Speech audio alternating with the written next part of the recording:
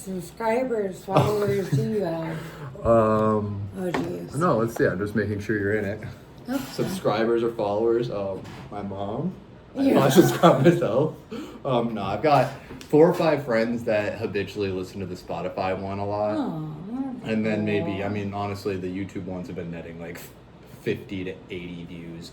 The very first video podcast I did was several years ago with J4Y. It's a musician from Providence. Oh. And like he had some clout, so I got to like 150 on that. But again, Okay. don't worry, you can say anything you want. It's Okay. not like we're not gonna get canceled. Like there's not Okay. enough people to hear or get upset that you said cancel this. you. Yeah, exactly. Or I mean, cheers.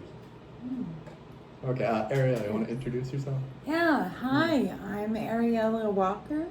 I am a Providence area comedian here with Tyler and Leland. Yes, another.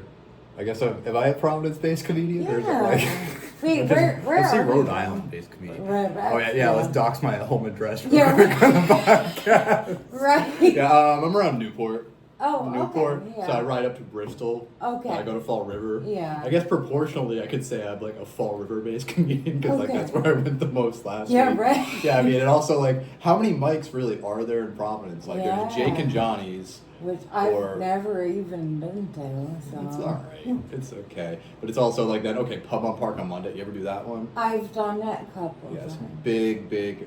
See, the thing we need for comedy is a tiny room. Yeah. So that the laughs bounce off the ceiling. So Yes, that one guy yeah, chuckling. Yeah, it's right. like- a big room. Yeah, we is need a the disaster. mob mentality because Yeah. that's what happens. It's like you just need one person to think you're funny, and then other people will be like, "Oh, that guy gets it. This guy's funny." Right. That one dude Yeah, exactly. is like carrying. Yeah, like it's like and that's one thing where it's like that's why I always find myself I want to bring a friend. Like it's something. It's a very Yeah. lonely profession. You get to Yeah, bring your yeah, husband everywhere you yeah. go because he's loving and supportive. But Right. it's also for me. It's like if I bring a good friend of mine, it's always nice to be able to look over and be like, "Yeah, I ran through these bits with you, and like you think I'm." Oh, It's yeah. cute, and it's that like you have someone. yeah, to exactly. work, It's yeah. also and then again, it's like when you could hear a pin drop in the thing, and there's Oh kind my of okay. So actually, wait. It's more like your friend laughs at you, Right. and then as we said, Brutal. laughter begets more laughter. So Yes. you use getting laughed at to transition into other people like you. And at that And then point, you- it's like, fine, laugh at me. Exactly, and then you gaslight the whole crowd into thinking you're funny Yes. because they're laughing at you. Like It's all manipulation. Mandela effect, the room.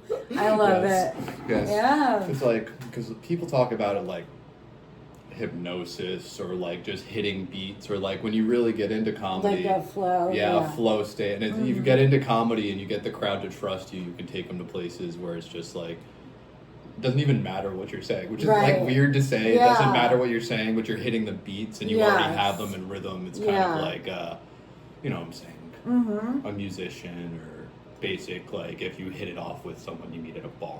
Right. Yes, but you have a particular thing that makes you different than most other comedians. I do. You do? Well, I mean, How the so? wheel. You can't climb. Oh, yeah. you can't climb Yeah. stairs. I'm sorry to Yeah. get into that. Right, no, but, it's like, okay. Yeah. Yeah, I am indeed disabled, and there are not a whole lot of disabled comedians. I mean, I guess Tyler Hittner. Yeah, Yeah, you he is saw a him. local Yeah. guy who also uses a walker. Mm-hmm. He's excellent. Oh, I've heard he's very. I've never seen him live, but I heard he's very good. And I also heard he has like a lot of, like people go to see him. He has Yeah. a lot of pull. Like a lot I of people. think Like he does, he's one of yeah. like the. I don't know if he's the premier guy in Rhode Island, but I've heard he's like up Yeah, there. With, up like, there, people that are yeah. Very serious. Yeah, And, he's very good. Now, did you feel like beef, like you wanted to be better than him? Right, Or what, that's mine. The town ain't big enough for the both of us. He probably thinks that about me. Yeah, exactly. But, Yeah. On a national scale, I really love like Fiona Colley. Mhm. She's in a wheelchair. Mhm. She has something really similar to what I have. Yeah. Do you want to explain what you have to the? Yeah, so Okay. I have cerebellar ataxia, Mhm. which is similar to MS or Parkinson's. Mhm. It's usually genetic, but mine is autoimmune. Yeah. which means my own body is attacking my own brain. So awesome. So it just went straight for you, just like, bloop, Yeah, no. It's, the parents like couldn't have been blamed for this, you know what I'm saying? It just like got you. I don't want to dox your bit, but it was like, I heard love the one you said, like, come on. Yeah. Like, come on. Yeah. Yeah, I grew up with rheumatoid arthritis, like really bad. Yeah. And that's like pain. Yeah, that's like swelling in your joints, and it makes it hard to move, and it's really painful. Yeah. But because it was called juvenile then, it's now idiopathic. But it was like always at puberty, you could either outgrow it, like have it go away. Yeah, either. Or it could get significantly worse, or it could get significantly better. Yeah, so you hit it's crazy to think like, okay, you're gonna hit this milestone, and then you're gonna see if life's getting better or worse. Because a lot of people are just like, they wake up every morning, they do things to try and make their life better. Right. Now I'm just waiting for this dice to roll. I have to wait for the roulette. It's like being sorted into the worst Hogwarts house ever. You're like, well, am I gonna be like massively disabled, or am I gonna be like, this was a funny thing that made me interesting later in life? Right, like, you know, like this will make a good dinner party topic. Luckily it got way better. Oh yeah. And I was like, yeah, dodged a bullet. And then I got cerebellar. Then the other shoe fell. Like, damn it, I did not dodge anything.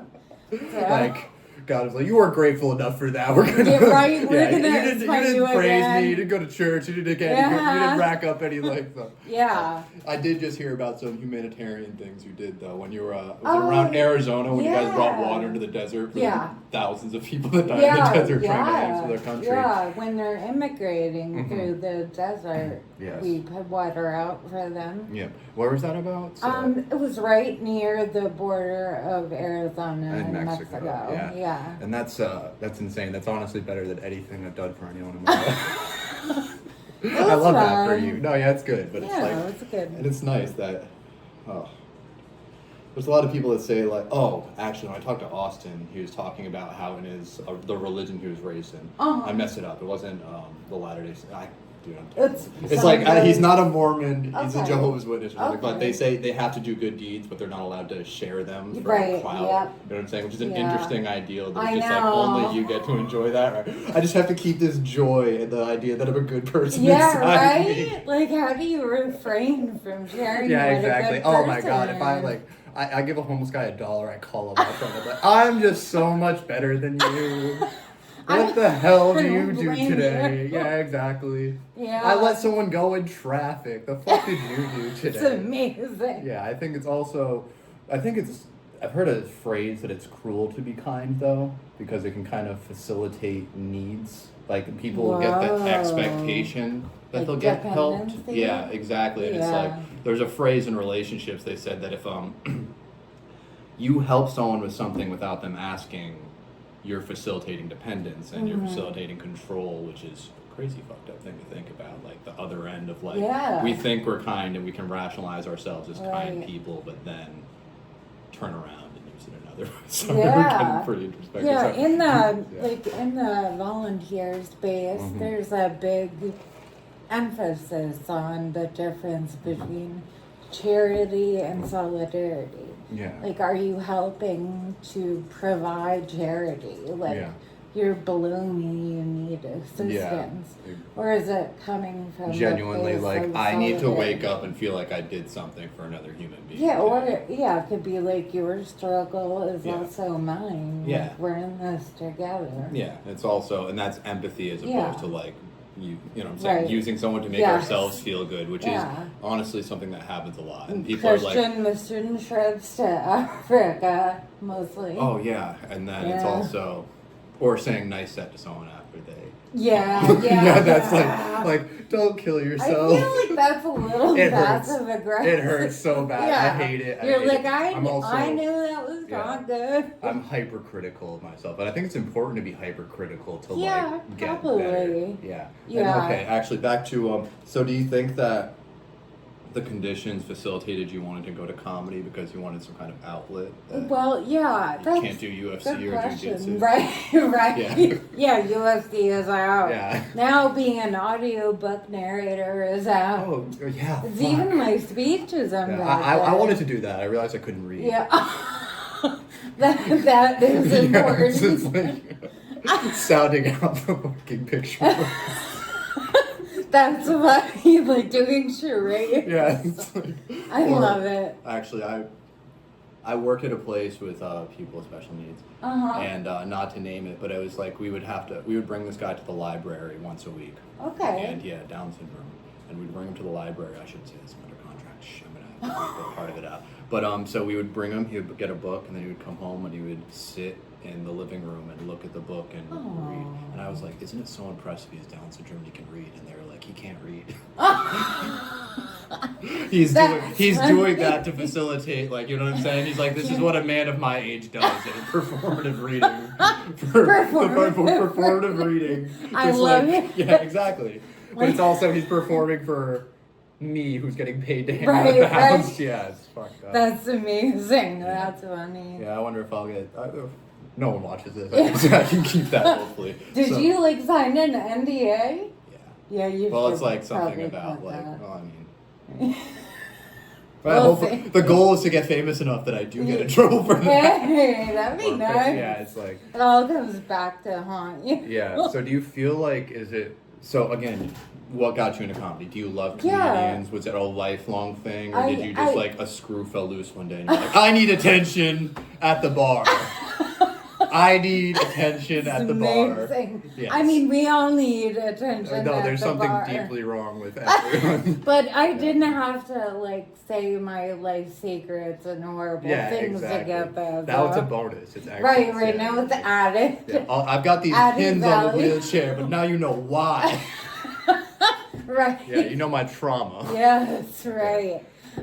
So before I was diagnosed with cerebellar ataxia about 2 years ago, I had a career I was heavily invested in. I was managing an art gallery in Arizona. Oh wow! And I love the art. That's fucking awesome. Yeah, right. Yeah, no, it's a cool fun. like owning and curating a space. Yeah, and like hosting exhibitions and stuff. It was good. Yeah. But then when I was diagnosed with this, and I really knew I couldn't work anymore. Yeah. And I went on Social Security disability. I was like, I've got all this free time, and like I still think the same. Exactly, but you have I the just same perspective. can't do it. So, I think it giving me that added time. Yeah. To work on stuff and try be able it to out. refine it. So the Social Security helped, and you're like, I'm sitting at home all day, and as opposed to rotting and degenerating, or I don't know if did that for a little bit. We all love a good rot. But is it also because of your condition? Can you not like drink or do drugs? It's really not helpful. Yeah, like, exactly. I probably still because, could, but I'm already having a hard time. Yeah, exactly. So you don't want to double down on it. It's like, I'm not going to put stress on my body. Because like I feel tried like that route. Yeah, exactly. No, I did too. As a perfectly healthy person, I had a good 10 years of just degeneracy, alcoholism. And then you end up in comedy. It's great. Yes. And you drink seltzer water. Oh yeah, that. Yeah, I don't know if you saw the episodes. That's the key. That's how you be. Is that it? That's how you quit drinking. That's caffeine, cigarettes, Red Bull. But you get seltzer water. This is regular water.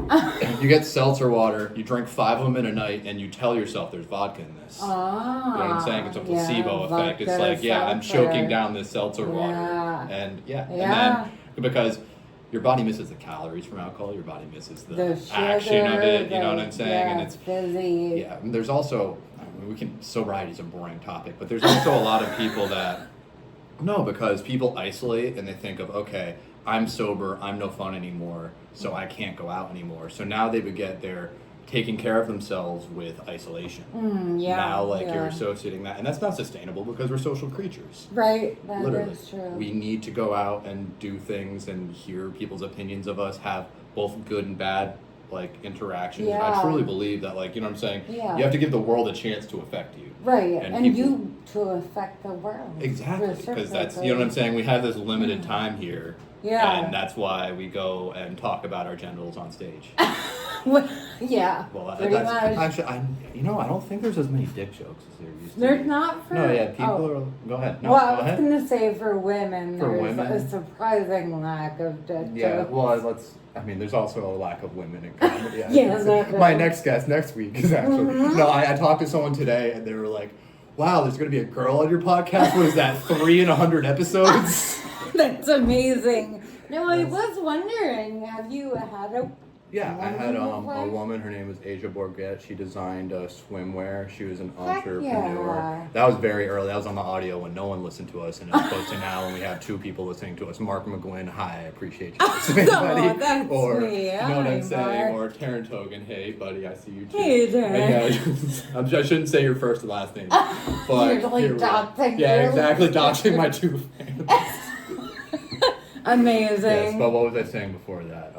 Women on my podcast. Women in comedy or women on my podcast. Yeah, right. Yeah, Asia was cool. It was a whole girl boss era. She was self-motivated and esthetician. She was making her own swimwear and things like that. And I want to talk to her again because she's transitioned to like stay-at-home mom and raising kids and like, you know what I'm saying, going from that whole like hustle culture into like taking, you know what I'm saying, just, you know what I'm saying, and motherhood's like having kids. There's an argument my friend said. He was like, you can either you're a hermit and a monk and you don't have any effect on the world, or you reproduce and you have kids, you know what I'm saying? And he's like, those are the only 2 routes a man can say. A bishop said that. The Catholics the Christians are strange about things, but I digress again. Women in comedy. You, Trish, Jenna. Yeah, the scene is small. Yeah. What? Sonia. The scene locally. Oh yeah, Sonia Priest, and that's it. No, I think there's a couple. There's a couple more, but like, you know what I'm saying, that I see consistently at the mics. Yeah, you know? right. And it's also, I mean, do you think it's like harder to be a woman in comedy? Definitely. Oh yeah, 100%. Yeah, I mean, I think it's harder to be a woman, period. But yeah, and also, and getting respected remotely, you know what I'm saying? Because even if you go up and you get laughs, and there's, you know what I'm saying? Right, yeah. If you're a woman up there, they'll just be like, they're laughing because you're cute. Right. You know what I'm saying? Or like, with me, disabled. Exactly. So, like, or it's just like, how much of it is pity laughter? Exactly. Or like the uncomfortable, like, how do I process this? But again, a laugh's a laugh. Fucking take that second caption. I don't give a shit. Right. Like I've learned. I will use my. I'm gonna like exactly. I will play this card. I don't know how many cards to play. I'm a straight white man who's 5'11" and my whole body works. How many cards? Yeah, it's like all I can do is, And I do enjoy though. I like hearing about. This is fucked up. I like hearing about people with worse problems. Yeah, no, I feel you. No, 100%. Or like people that had all the benefits but still fumbled the ball. Oh my gosh! Like you had such a fighting chance. My friend, I tried to do this bit. It never worked. My friend was like, he's black. My friend was like, all these white shooters throwing their white life away. You're white.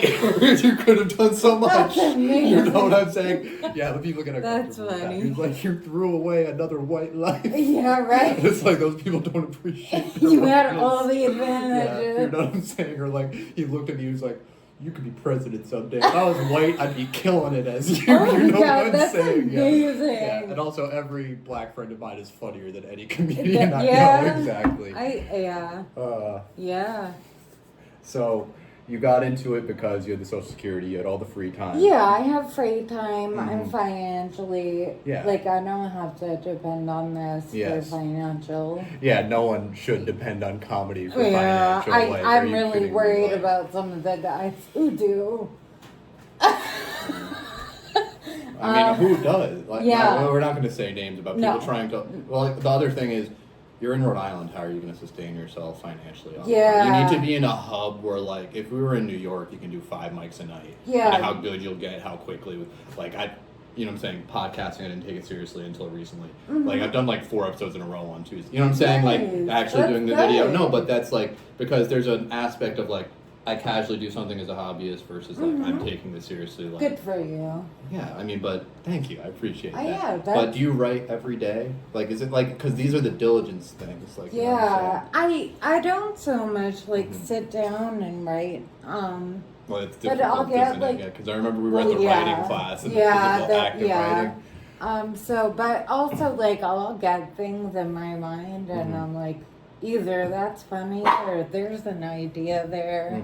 Premises. Yeah, so I'll jot that down like in my notes app in my phone. Yeah, that's me like, too. I'll come back like to it ongoing, someday. but then it ends up like the best one is like late at night or early in the morning, and you wake up and look at it, and you're like, "What the fuck was that?" Like, I have no idea what schizophrenic shit I was talking about in there. Either you don't get it, or you're like, "That sucks." Yeah, and it's like because that's like the dream state. But the other thing is, things will be funny, but it's all about you believing in it and being comfortable sharing it. You know what I'm saying? You can't have like doubt in yourself or like because, and that's why people get up there and they'll say like things they don't care about just for a reaction. Yep. You know what I'm saying? Like it's because like just to get the gratification versus having a voice. Yes. I think things said with like confidence or conviction. Yeah. If you're really sure of it, then the audience will be. Yeah, there was Anthony Jeselnik was like, I just gaslight myself and tell myself I'm a great comedian before I go on stage every time.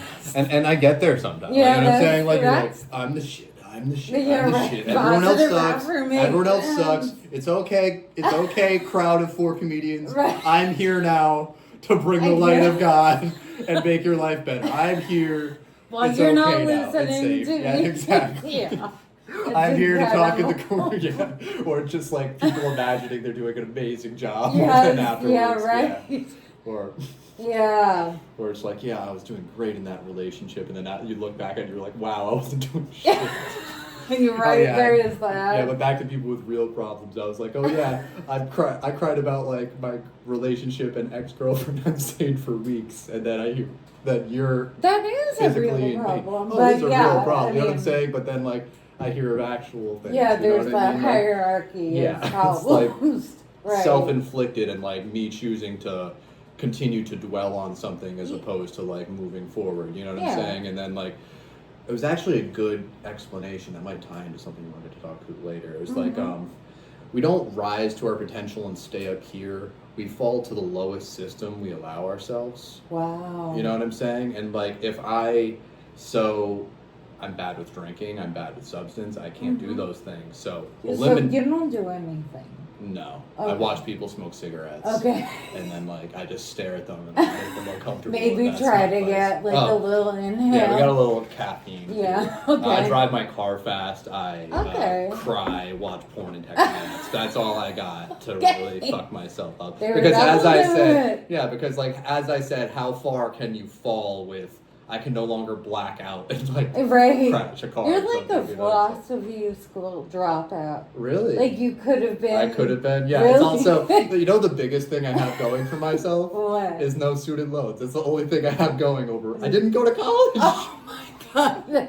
Amazing. That's all I've got going for me. Everyone else I know. I talk to kids that they just graduate and they pull up their student loans. They're like scam. 80K. It's a pyramid scam. They're like 80K. I was like, you're making the exact amount as me, but you have to do this. Try and pay rent. I was like, get into your mother's basement. Yeah.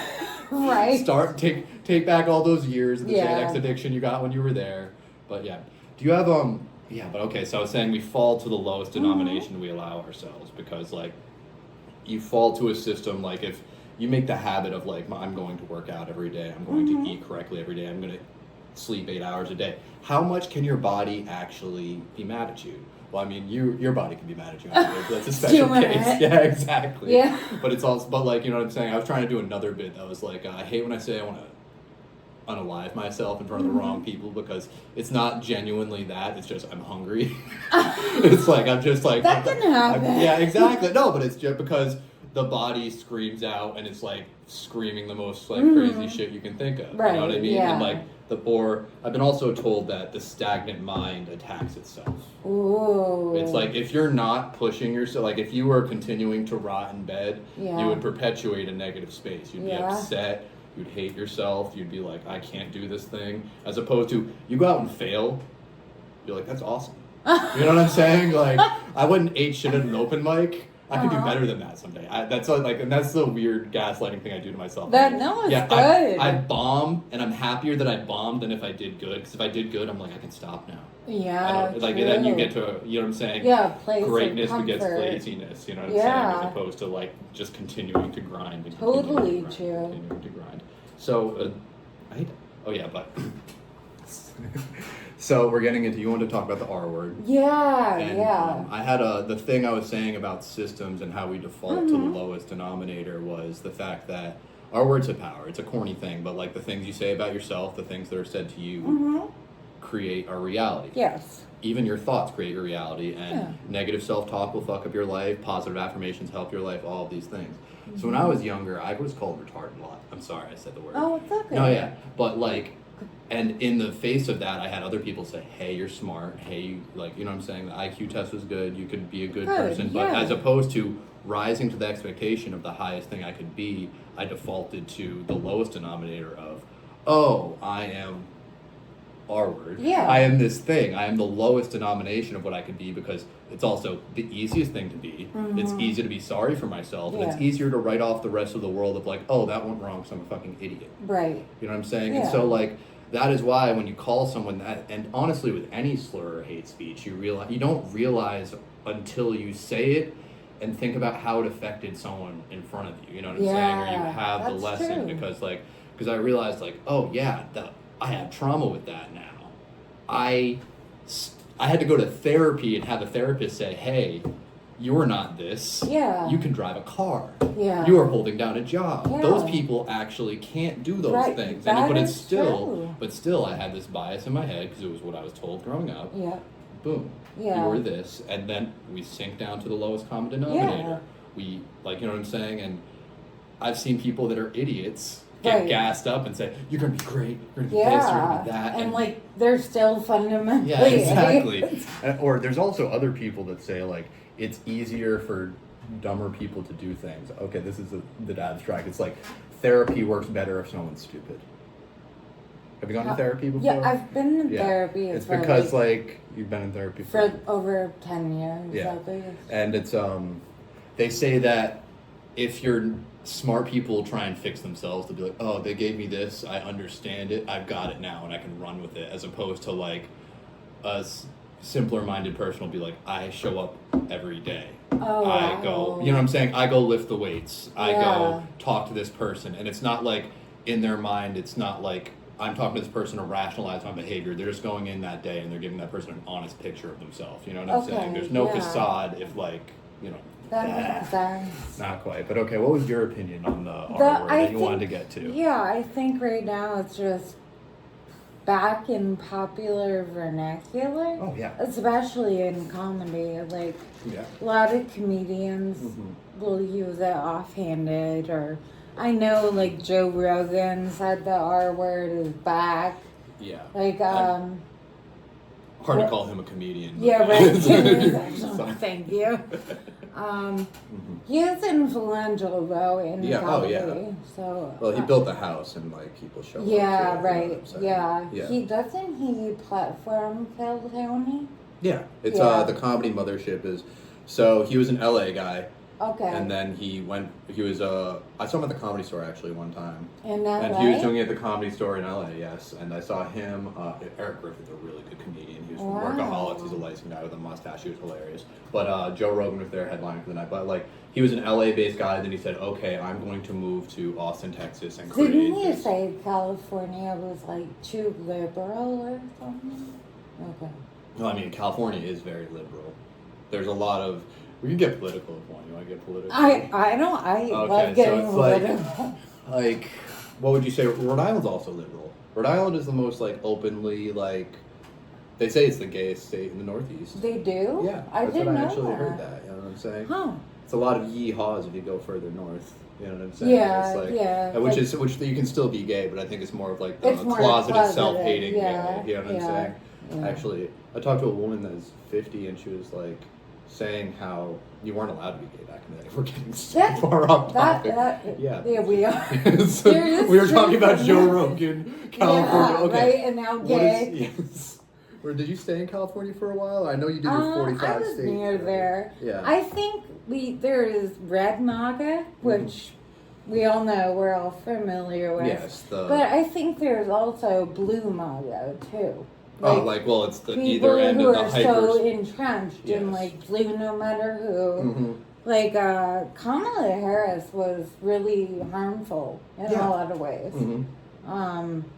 So I don't think to be liberal actually goes far enough. I think independent free thinkers are the problem, because when you get to either hyper ends of the spectrum, I see it as you are rapidly consuming media that you believe is to be correct and regurgitating it to people, because like you're just like, it's like you're playing a video game and you're like, this is what I say. This is what we consume. This is what we learn now. This is the problem right now. And it happened at both ends of the spectrum, and it's weird when you break it down as like, okay, so super far right Republicans, they started going for the Catholic vote, so they aligned themselves with ideologies of the church. So now, like, gay marriage is a huge deal because they want that vote out of the Christian population, or that money going along with that.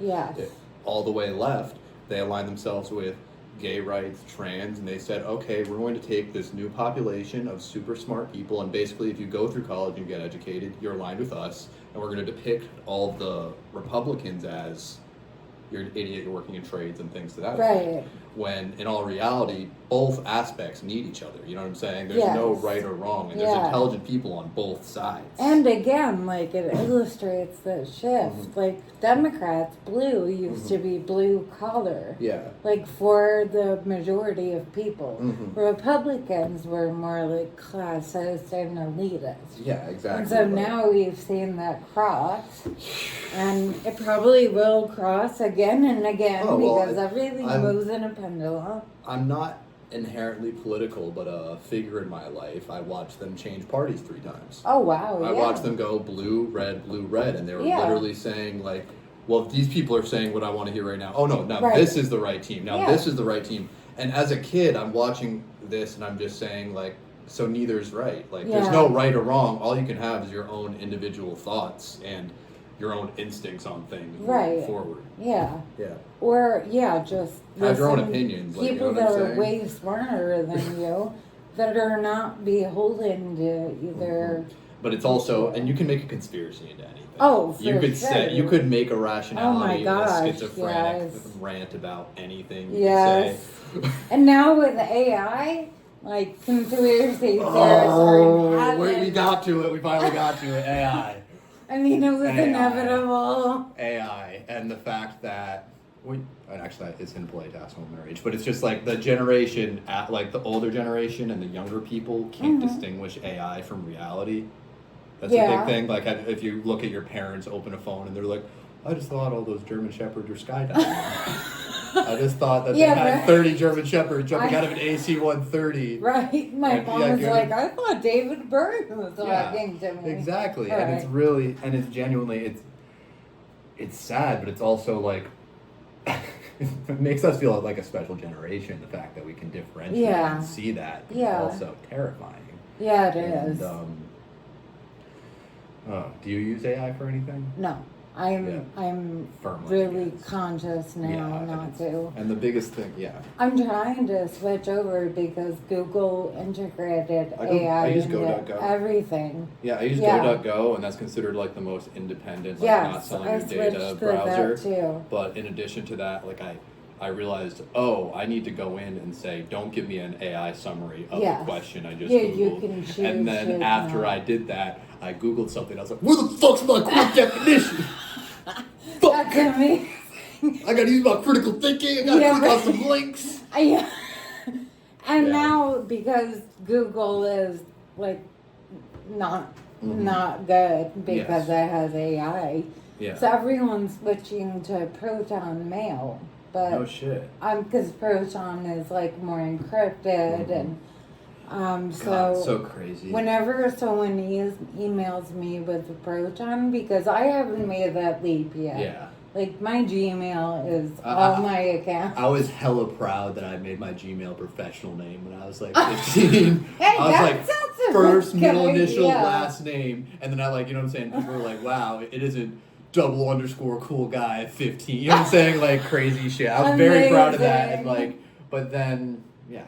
And changing your email, it's like kind of changing like a phone number. It's sort of like it's beyond blocking contacts. It's like beyond like, okay, like genuinely nobody that fucked with me can get to me anymore. And now when people email me with a Proton account, I'm like, you are a better person than me. It's like, there's no better or worse. There's just people that are buying into certain things. And as I said, as I said, it's like, okay, this is the next new thing. This is the next new thing. And what happens is people are so consumed with being up to date on politics that it's a full-time job. Yeah. Like, do you play video games? Does your husband play video games? He doesn't. Thank God you got a good one. Yeah, thank you. I've played a few, but more so older. So like, I played like competitive video games like Call of Duty and things like that because I was, you know what I'm saying, I grew up in the early 2000s and things to that effect. But now, like, literally, there's the recreation of playing, but there's also several people trying to make a career out of it. Yeah, like Twitch streamers. There's Twitch streamers, but also now there's people that are sitting and watching 8-hour YouTube videos on how to be good at a video game to play the video game against you, as opposed to and it's not even like competitive. It's like Minecraft. Yeah, exactly. Like, it's like min-maxing and doing things optimally versus like walking into something and just enjoying it. Yes, right. It's and that's what I feel like is ruined in today's society is we're trying to. Everyone says directly monetize your passion. Yeah. You know what I'm saying? Like you said, like, I do comedy because I can. Yeah. I have this luxury that I don't need to do something that generates money. And was the art studio like a lot of hours? Was it more than like 40 a week to like curate all that? It was a passion. It was, I mean, I really admire art and artists. It's beautiful, and it's also people tributing their lives because you can get good at anything you want. But you need to put in the time. Right, yeah. Bob Ross said talent is worked on interest, or talent is like the showing that you put hours into something. Wow. Yeah, you can get good at anything you want. Well, because people get stuck. You gotta be a beginner at anything to get good at anything. Yeah, you have to fail several times in order to get it right. Yeah. Except with comedy, because some people just suck. They fail forever. No, as you see, like, and then the negative thoughts, the perpetual thought in my mind is like, you're gonna suck forever. Oh my God. Like, you know what I'm saying? Like 10 years. You know what I'm saying? Like, you've done this for how many years? Yeah. And you bombed. And it's like, you know what I'm saying? And that's because that's how we do it, I was just reading something about how even professional comedians bomb, like, you bomb forever, I think. Oh, it's an ongoing thing because it's like golf. It just keeps you humble. Like, now and then you'd be like, no, fuck you. Yeah, right. No, they don't get it. Yeah. No, you didn't drink enough that day. No, they just think... You know what I'm saying? Yeah, like so many factors. There's a million factors, and that's what makes it, they call it like the highest and lowest form of art, because you're saying like stupid, you know what I'm saying? You're just genuinely trying to share your perspective with people, but it's also, there's so many factors. You have to walk in, you have to read the room. Right. Do these people want you to say the N-word? Do these people want you to do this? Well, you know what I'm saying? Like 100%. It's like, Daniel Tosh had a great bit where he started talking about like violence against, police violence against African Americans. And he was saying, like, oh, yeah, so I solved it. Only black guys can be cops. And then, you know what I'm saying? White guys, we could be firefighters. And there we go. It's all solved. And it's, like, things like that where he said, like, there's another concept that I think it's too scary to, like, say out loud. He was like, slavery's impressive. The fact that we accomplished that. And he was like, if I say this bit in the wrong place, I start hearing yeehaws, it turns into a plane rally. You know what I'm saying? And it's like scary because like you are putting out into an X factor. You know what I'm saying? Like I think I remember also my last set, and I feel bad after it sometimes. My last set, a woman said, "Be funny." Do you remember that on Friday? She said, "Be funny." John and I were talking about that. That was like brutal. I wanted to get meaner. And I feel like open mics are a place you go to like work on material. The goal isn't to like put on an amazing show. Yeah. Like if she was looking for a show, she should go pay and go for a show. Yeah, you know what I'm saying. But but then like I said something mean. And then someone is like, you got her. She looked down and to the left after that. Like, she was like, and then I feel bad. I'm like, Now the question is, should I have been meaner? Is it my duty to like try and check someone for doing that to me? Or it's like, you know what I'm saying? Other hecklers are like, wrath is supposed to be something we don't inflict on people. It's supposed to be like the universe that decides that kind of shit. We're sorry, we're getting biblical here again. Okay, back to comedy. Back to the R word. Yeah, let's get back to the R word. So I think it's not a coincidence that AI and the R word and even like Ozempic and thinness is all like indicative of the same thing. I believe it's also we're making life easier without critical thinking. We are not using the muscle of critical thinking. Or we're only making life easier for a select few. I think I think it's more like they're making life easier for everybody, but they're making everybody stupider. No, because we're all slowly getting stupider. I had to use a GPS to get here. What? I had someone try and tell me the directions off of the highway. I don't know what highway is what. I grew up on an island. I grew up on an island. We drive 25 miles an hour everywhere on the island. What island? Where? Aquinic Island. Where's that?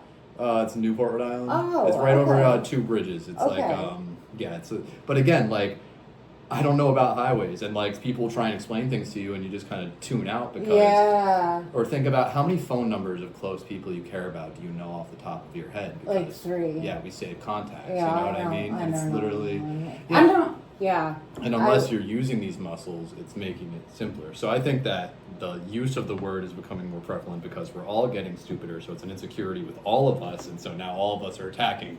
That insecurity. I'm sorry. I'm trying not to say bad things either. Thank you. Keep going. Yeah. I'm sorry. Keep going. But right now, like in the disability community, we're seeing the Department of Special Education that like teaches disabled students is moving from Department of Education to Health and Human Services. And this is part of a larger goal to dismantle Department of Ed. But it's scary. Going to negatively impact a lot of disabled students. Yeah. And we're also seeing the discussion of the repeal of the Olmstead decision, which is effectively like when disabled people were institutionalized. Oh gosh, it's what let people keep them in their home and community care. But in talking about this decision, it's going back to institutionalizing. Okay, so like it's this growing movement of eugenics.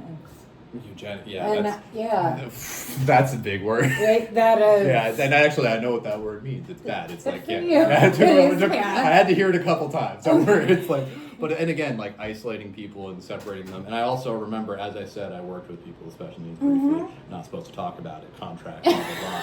But again, there's people that were in those institutionalized things, and it's like, and the treatment of there's no dignity. It's like there's like trauma where if you didn't eat your food fast enough, it was taken from you. And now like you have exactly. And now you're older, and now you're still scarfing down your food like that. And now it's a risk of choking and death. Right. You know what I'm saying? Like all of these factors, and like, and again, it's so fun. Yeah, it is. So, and then I think casually saying that word, while on the surface, doesn't seem that harmful. Yeah. But our language matters, our words matter, and it starts to build up. And I think, as I said, it's the normalization of it is like a disassociative thing, and everyone's like, I'm saying it because my friend's being stupid. Yeah. As opposed to like this person genuinely needs help doing things. Right. You know what I'm saying? Like. And so, but when you say like they're separating the Department of Education from, can you elaborate on that? Like what that means? Yeah, because like I remember there's in schools, there's special ed teachers and they get to, people go through classes and like, you know what I'm saying, they're involved in the classes, they're doing this and that, and they get social interaction. Yeah. And during the pep rallies, you talk to people, you know, and as I said, we're social people and we need that as opposed to just being around people that are just like us. We need to be around a variety of people to learn things. Yeah. Yeah, and with this, I mean, Linda McMahon and Donald Trump Yes. made it very clear when they first began this administration that they wanted to strip apart the Department of Education, but specifically the special education. They are making it the way back to just creating insular schools. Like a separate school Yes. that you ship your kid off to, Yes. and they'll say Which can lead right back into institutions. institutionalized. Yes. And then also, let's not forget that this could also be a borderline thing of like, Right. I had an IEP. I struggled in school. Yes. Where's the line? Right. You know what I'm where saying? is Like, the line? or like I said, I was called that growing up. Yeah. I lowered myself to those expectations. I could have got better grades. I could have done more. But how many people are going to take that lowest denomination, say, I'm right. scared of, like, people don't like high school. I'm scared of going to this big place. I'm scared of the judgment and idea of like being in a bullying area. I'll take this lower way out. Yeah. I don't want to call it a lower way out, but I'm saying like the not fact as that much effort. yeah, or saying like this world is, you know what I'm saying? Yeah. We're gonna put these people away so you don't have to look at them. Yeah. As opposed to saying you need to go out and you need to talk to someone. You need to understand that your problems. You know what I'm saying? It's, yeah. It becomes such a slippery slope. Now I think people just don't know enough. Well, I try. The less I know, the better. Yeah. Right. Like I mean, said, in general. yeah, but because and you get radicalized and you think like the consumption of information is an action. When I believe like the most we can do is call your friends. right. Your community. Yeah, What can you check do? in. You know what I'm saying? Yes. Like, what can you do today to help someone with this or that? Like, you know what I'm Yeah. saying? And if it's like, and it's a hard thing because, and again, we're thinking, oh no, I can't be there for my community near me. I need to be fighting the big fight. Right. I need to be out there campaigning at the No Yeah. Kings protest, getting honked at and feeling good about myself. Right. As opposed to like Yeah. going to an open mic and telling people Not what to it use is. the R Yeah. Or y'all need to be out there eating ass. Right. Right, that is true.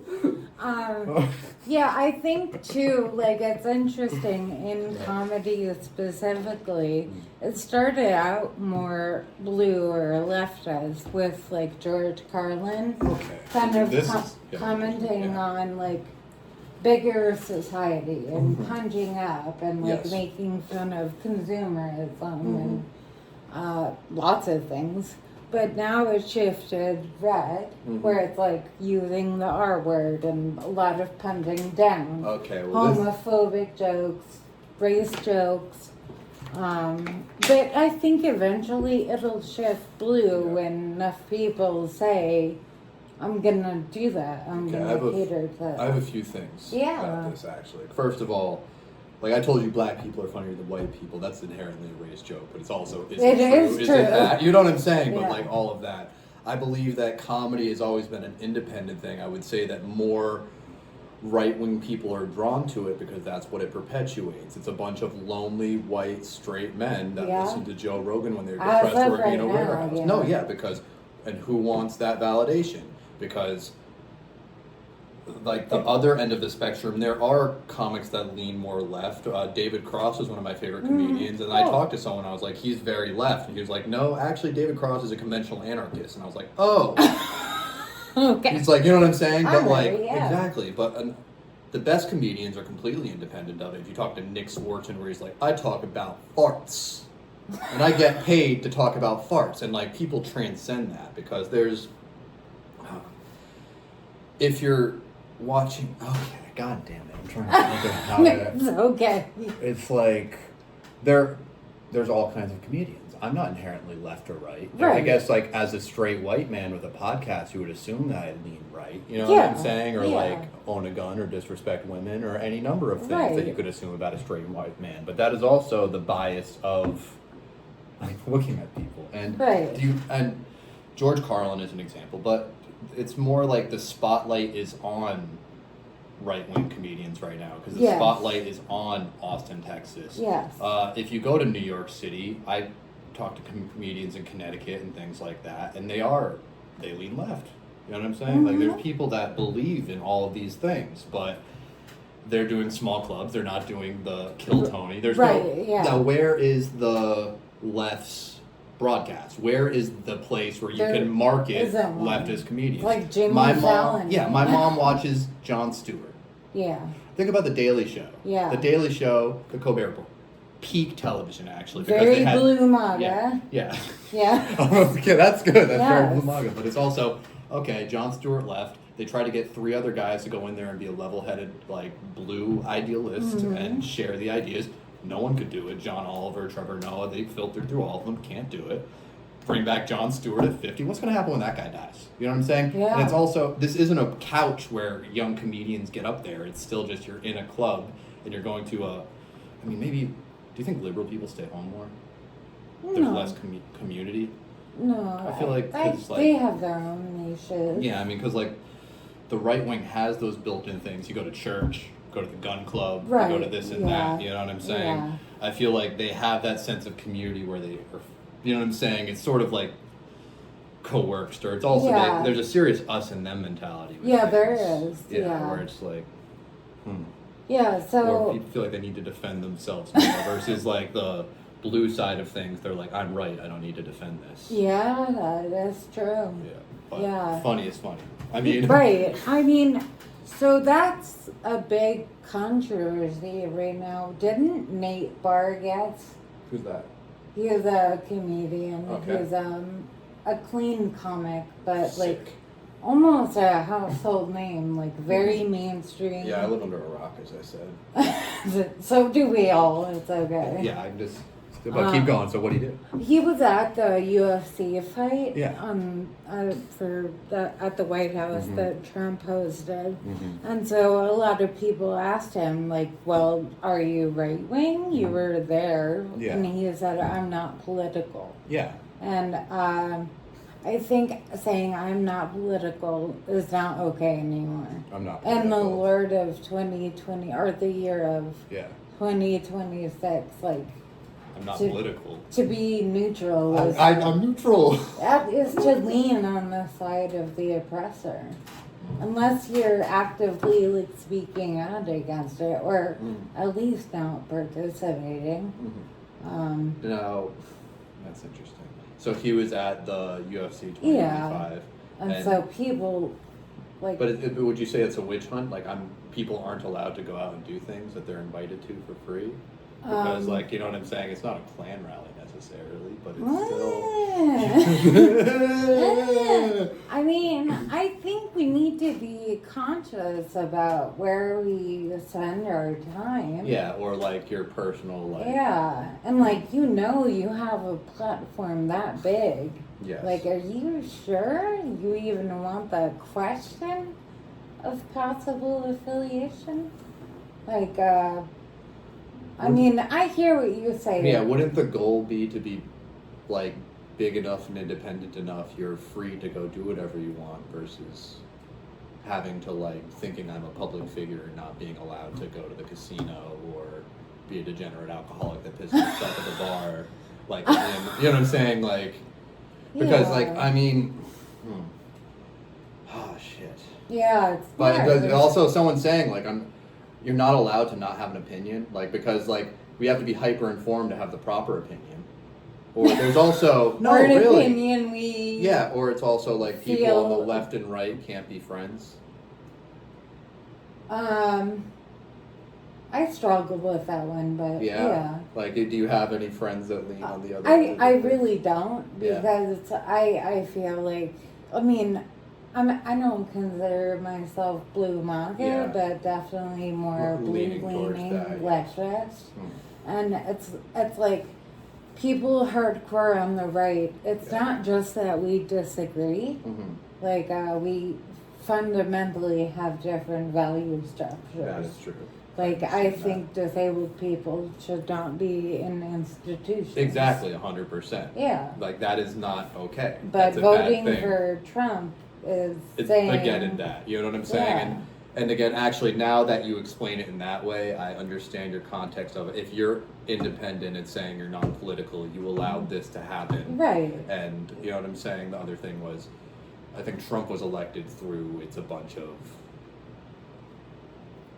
lonely men that which that they were being they felt like, oh, I've been marginalized, you know what I'm saying, and what are they going to do but get up and say like, okay, well, I'm going to just say F you to this last administration, and then because we're in this cycle of the WWE of like, okay, F you now, F you now, F you now, and nothing's ever getting as you said, the pendulum earlier. Yeah. Everything swings, baby. Now, do you think that there's a sense of nationalism on both ends, or do you think to be blue is inherently dislike American as it is, or? I mean, different people would probably vastly disagree or have different opinions, but... Because I think, again, words have power, and I think the only fundamental thing I find myself worrying about when I talk to someone that's inherently blue is them saying, like, I hate this country, I hate where we're at, I hate where we're going, and all of this stuff, as opposed to saying, I am grateful that I'm here and I have these rights to have these opinions, because there's places where we don't have the free speech, and even if we are getting this disassembled as we're speaking, right. You know what I'm saying, that there's still just the idea that I'm grateful that stand-up comedy is an American thing. Yeah. It only happens really here. is. Like over in Europe, it's spoken word. Here, it's like a weird carnival, like carnival. You know, they literally said, like, Tim Dillon broke it down very well one day. You know what Tim Dillon is? I don't. He's a gay Republican podcaster. Oh. Yeah, he's an interesting character. Okay. He's also associated in the Rogan sphere. He was just on Joe Rogan, but he's an interesting person. He also, did you hear about that Saudi comedy festival they did, where they're paying millions and millions of dollars of comedians to go over and go somewhere where there's slavery and stuff like that? So Tim Dillon agreed to be on that, and then on his platform, his show called The Tim Dillon Show, he said, why do I care if they have slaves? I'm getting paid all this money. And so his platform itself brought attention to that fact, and then he got kicked off the festival for saying my God. which is all that like is so a beautiful, like, that's funny. Like, that's very insane, like the deepest levels of like bang, bang, bang. Wow. Oh, he's an interesting character, but he's he's very ranty. He's it's a certain kind of comedy, and that's the other thing. I think some comics are far too ranty, opinionated. I think it should be, again, this is my problem with inherently political comedy. I think comedy is supposed to be your personal experience. Not a persona that you project out. And that's why I like what you do, because you're bringing up, like, this is my life. This is exactly where I'm at. Yeah. This is this and that. And that's an honest voice, and it takes a while to get to an honest voice versus saying... Probably. Yeah, exactly. And I think speaking from personal experience, like, we probably think really unique stuff has happened to us, but it's really not. It's also... Like we may have had differing experiences, but the feeling behind it that it led to is really common. And to me, the point of art is to say, I felt this, you see this, and you feel this. Even if it's like through the lens, I like to think we're all one person, and we're all experiencing life from a different perspective and circumstance. I think I heard you say that before, and I really vibe. Yeah, that's because, like, if we can all see each other as, like, you're just like me, I have infinite empathy for what you're doing and how you're acting and things like that. It's a lot easier to just see us as a collective humanity, as opposed to, they want people isolated, they want you ordering everything on Amazon. Like Kurt Vonnegut was like, I'm going to get an envelope, and his wife said, you're rich, why didn't you get 1,000 envelopes? He said, because I got to go outside, I got to go to the store, and I need to go out, and as you said, give the world a chance to affect you, because that's what living is going outside. That's beautiful. I love that story. Yeah, he's a really good you like Vonnegut? Yeah, he's good. Big fan. He was actually a used car salesman in Cape Cod. Oh, speaking of used car salesman, I don't know if you... No, I didn't know if you signed an NDA on this or something, but you're in World Peace Season 3. I am? Or it was the show, MD... Oh, the MDE thing? Yeah. Yeah, so... I don't know anything about them. You don't know anything about them? I just showed up. Honestly, I just showed up, and I didn't even know there were cameras. I was like, oh, yeah. WTF? Yeah, Brian and Sonia, and you were there, and it's, Cedric was there too, Yeah, is it right-wing coded? I had a feeling. Yeah. I was like, damn it. It's okay. This This is your UFC 25. What is that mean? No, like when you said the guy went to the White House Oh, UFC fight, yeah, right. and Like, you were I like, am Nate Bargains. I'm sorry. We can cut this out as well too. I'll take a look at the timestamp. That's funny. But I watched that show last season. And I was like, oh my god, there's local comedians that I know that are going to be on that show. Oh, it's wow. crazy. Yeah, it's nuts. But again. Yeah, so one of the main guys said the N-word, and I was like, I feel like I shouldn't be here, but I was there.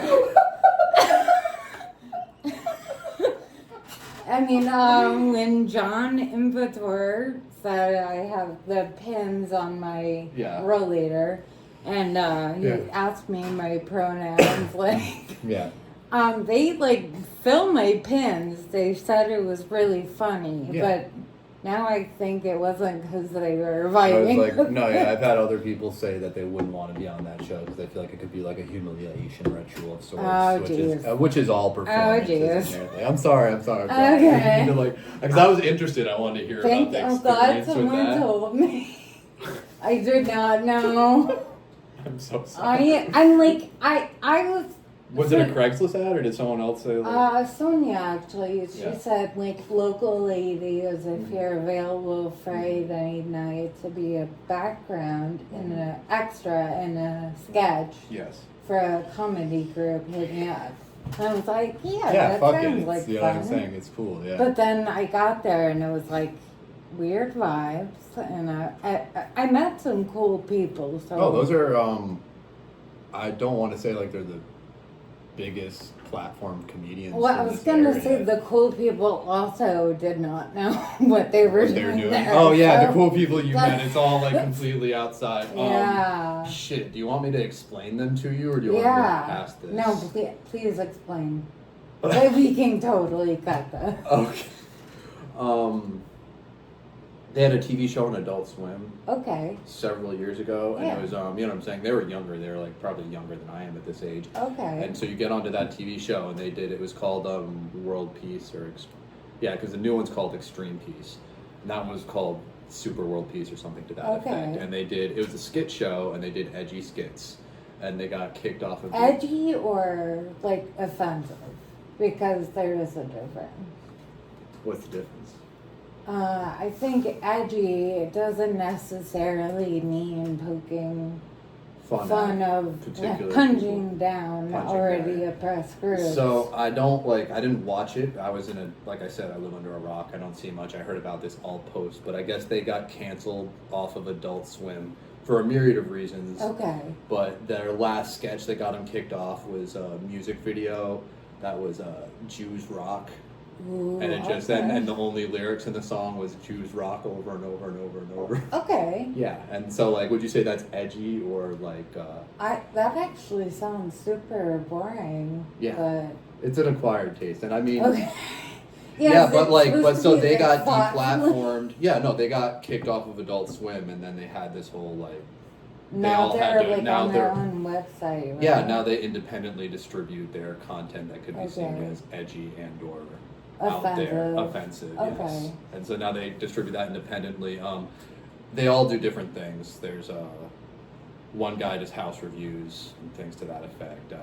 They have a podcast. House reviews, like he does a stream on YouTube and he watches like people sent in houses and he goes through the Zillow listing and tells you like this house is worth this much. Okay. You should go buy this house. This is a good value.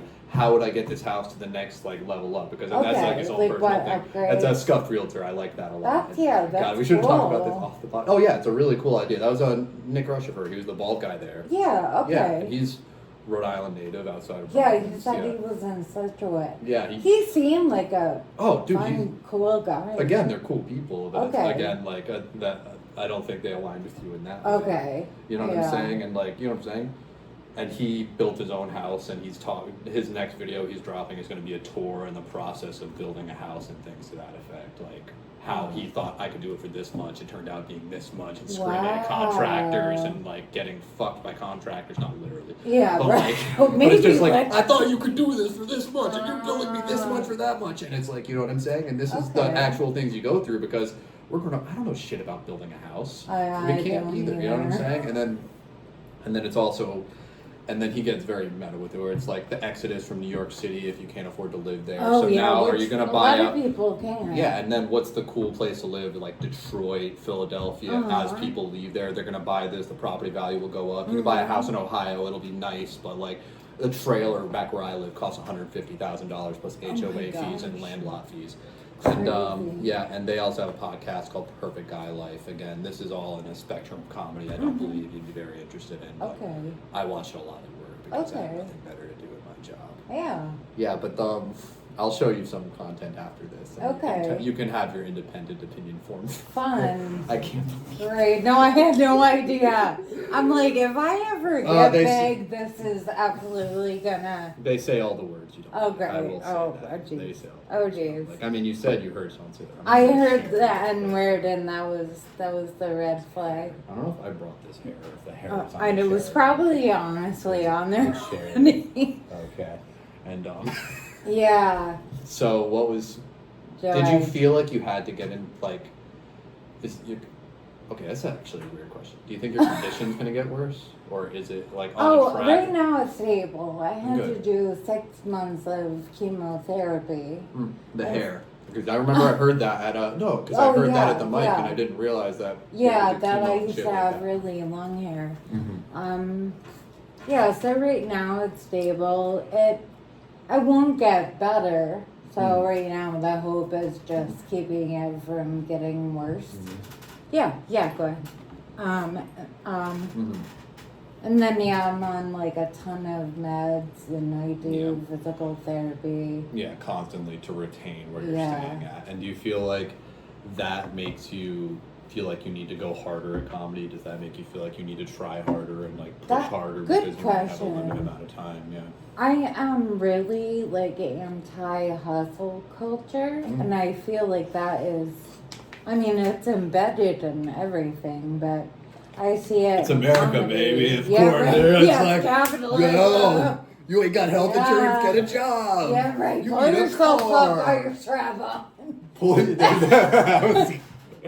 Pull yourself up by your strap. Lift yourself by the suction cup dildo. Okay. Again, and hustle culture is inherently bad. Yeah, like people, like I heard the guy, what's the famous comedy place in New York? The Comedy Club? Comedy Cellar? Comedy Cellar, Yeah, that's it. been there. I heard you. Oh, yeah, I've been obsessed with comedy for. Sorry. It's okay. Does you want to go outside or something? What do you mean? Do you wanna play? Do you want to pause real quick?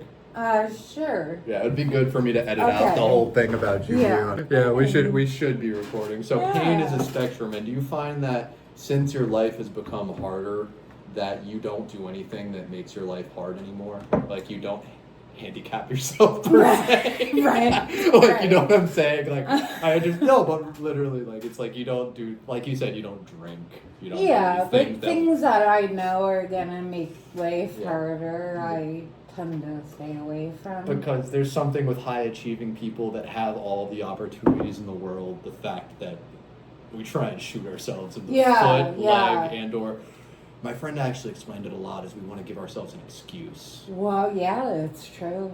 Yeah, as Your opposed friend is smart.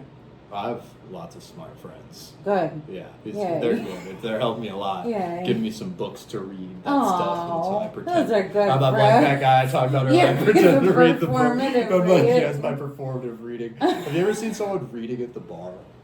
Oh my God, yeah. That's what they were saying. Like I remember on a podcast once, they were like, "All right, bro, you can do that at home. You can put that away." I feel like I'm a dead ass. I'm a comedian, and I feel cringe having my notebook there where I'm going to go up soon. I love that, but it's always the dudes with like the biggest stack of notebooks that are the worst. So. Well, the other thing is. Biggest thing I want to get over. You don't bring notes on stage, do you? Occasionally. Occasionally? Yeah. That's the one thing I can't stop. I don't want to look at my phone. I don't want to look at my notes. I just need to be here. I need to retain you. I need to talk to you. I need to talk to you. I feel you. Because that is like literally the thing, because like mine goes blank up there. Yeah. I don't know if I'm supposed to be on Adderall or something to look. Right, it seems like a lot of people. Oh, I mean, well, why do you think like this niche that we're in like is supposed to be? It's a very mellow bunch, actually, with the comedians. Yeah, like, it is. We're all lovey, artsy kids. Yeah. You know what I'm saying? Who I think, didn't make it in theater or they didn't, theater would have been fun in high school. I was too busy getting high. Did you do theater? No, I was too busy getting high. Oh, okay. I was just full-time burning weed. Gotta destroy all of it. Every you know what I'm saying? And it's just, that's the mentality because, as I said, defaulting to the lowest common denominator. Mm-hmm. I'm so fucking cool. I'm a degenerate. Yeah. I you know what I'm saying? You said I'm a pseudo-philosopher. You wasted all your opportunity. Yeah. 10 years of my life. And that's a big thing. When did you start comedy? How long have you been doing it? 4 months now. Right. You're good for 4 months. Thank Fuck you. Fuck you. Thank you. I hate this every podcast I do. I talk to someone that I think is funny in an open mic. 3 months. I just picked it up. I think I finally wrote my first joke. I had to fucking hate myself for 4 years and to get 3 jokes I kind of like, and then I forget the good ones. I forget my good jokes, and then I have to remember them. I've been doing this 5 years. Sorry. I've always said, no, that is so valid. I've always had a comedic side. Yes. Have you ever seen Curb Your Enthusiasm? Yes, Larry David. I feel like my whole life is you have long ass Curb Your Enthusiasm. So it's oh fuck this. Oh my god. Yeah. Have you ever seen you can never find the clips of him doing stand up Larry David? Yeah, you're right. It's very, very, very because they said also, so it's beautiful. One of the most brilliant comedic minds for a generation wrote Seinfeld, wrote Curb Your Enthusiasm, considered the best, you know what I'm saying, incarnations of a comedy show. Set the platform for Louis, one of my favorite shows. But you know what I'm saying? Because just the format of a comedian's life and then them on stage. So they said about 25% of the time that Larry David got on stage, it would go right, and the other times he would just start ranting and flipping out. I believe it. Yeah, I think there might be a better angle. Right. But it's also... But I only saw one bit. I saw one Larry David bit, on Instagram. It was a clip. Okay. It was about Bill Clinton. He said, Bill Clinton's a dumbass. Bill Clinton is an idiot. Because he thought he could get a blowjob from a Jew for free. Amazing. Yeah, that's amazing. Bang! That is whoa! Good. Yeah. Great. And I'll never... But again, it's edgy. But it's punching up. What? It's punching up. No, actually, it's because Larry's Jewish, so isn't it more punching directly forward? I think so. Making fun of the president, who's supposed to be elite, and then making fun of transactional sexual affairs. Yes. Mm-hmm. Is the president supposed to be the best human being? Oh, I don't think it has to do with morality. Yeah, I think but anyone access to stuff and money and. Because I think if you want to be president, you're kind of dumb. Oh yeah, I think all politicians. Again, because remember that sociopaths. Comedian that said, "I'm inherently clean and I'm non-political." Once you get this eye of fame on you, the idea is that you can't be free. You're giving up your freedom in exchange for monetary gain and or notoriety, or the idea that you have a persona you can project ahead of yourself into a room. So people know you before they meet you is kind of the most fucked up thing you can imagine. Right. You know what I'm saying? It's the same thing with dating apps. You build you're married, you don't know much about it. But it's I used to be on you know what I'm apps. saying? But we build preconceived notions about these people before we meet them. You have an expectation in your head before you meet them. You have a fantasy of them before you meet them. Yeah. And they could smell like shit. Yeah, actually, that is true. They could have fucked up teeth. Any number of things. Versus but people are so scared to market themselves actively and be I'm going to make myself look good just to go do this today and to have the chance to go out into the world and meet someone. Right. And let alone all of the moments where you have an interaction with someone, you don't follow up on it and things like that. Right, that too. Yeah. Yeah, because and also now we're letting algorithms to pick the most basic human thing, which is if we get laid or not. Right, right. And that's literally what's more human than that. Yeah. Yeah. Yeah, that guy with the bumper sticker yesterday that said, no hablo fucktardo.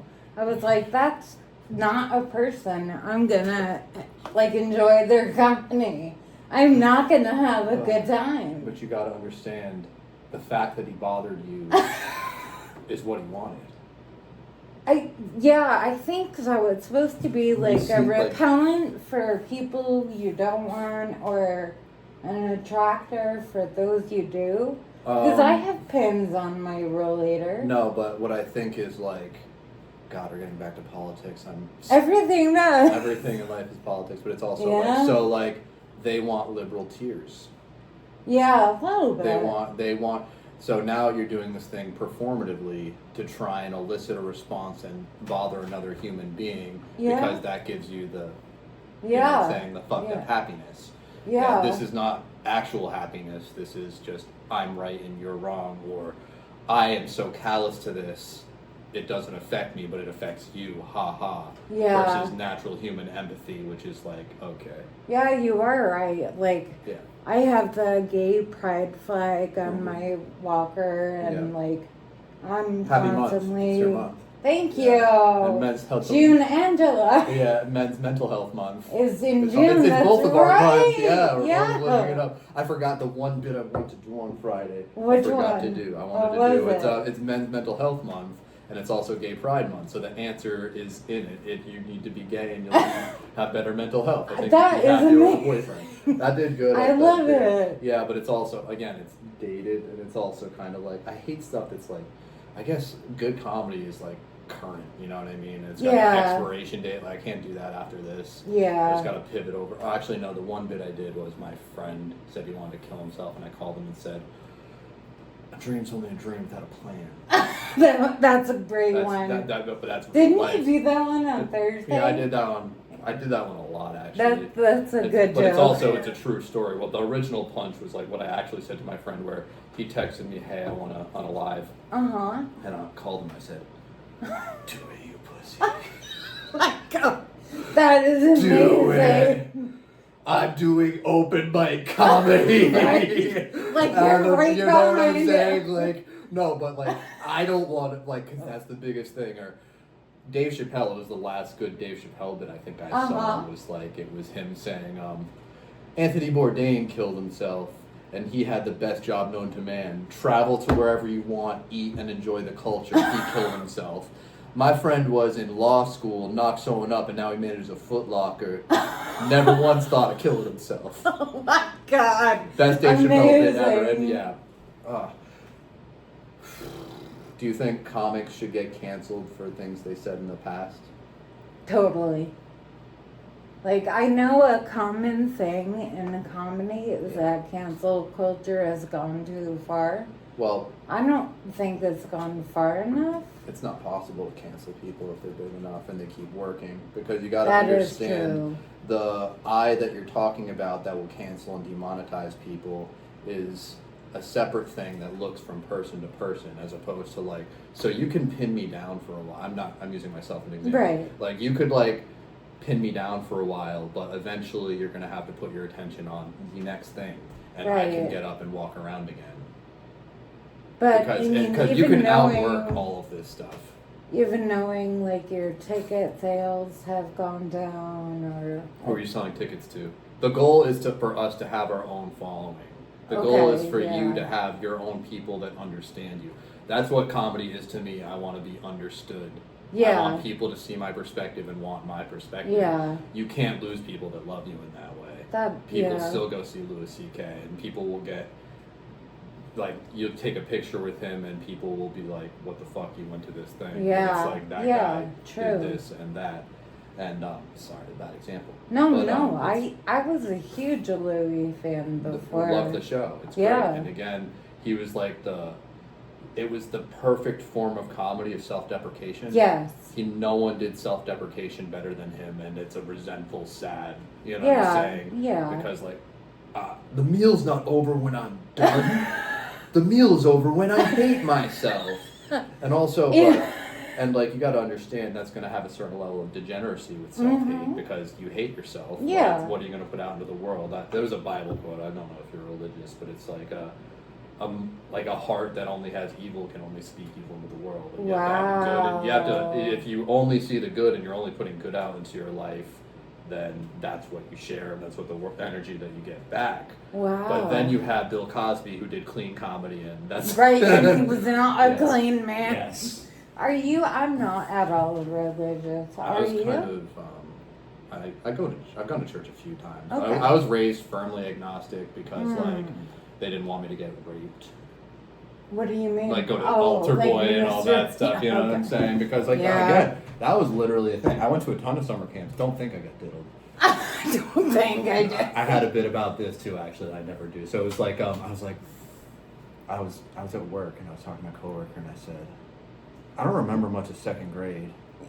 And she was like, you might have been molested. You might have been. And I was just like, but who in the world wants to be the person that tells you that? Right. Like, you know what I'm saying? Or yeah. Like, or if like you suppress something, do you really want to dig it up? Right. You maybe just leave it back It's there, like if a woman remembered the pain of childbirth vividly, she wouldn't want to have another kid. Yeah, and biology erases the memory of.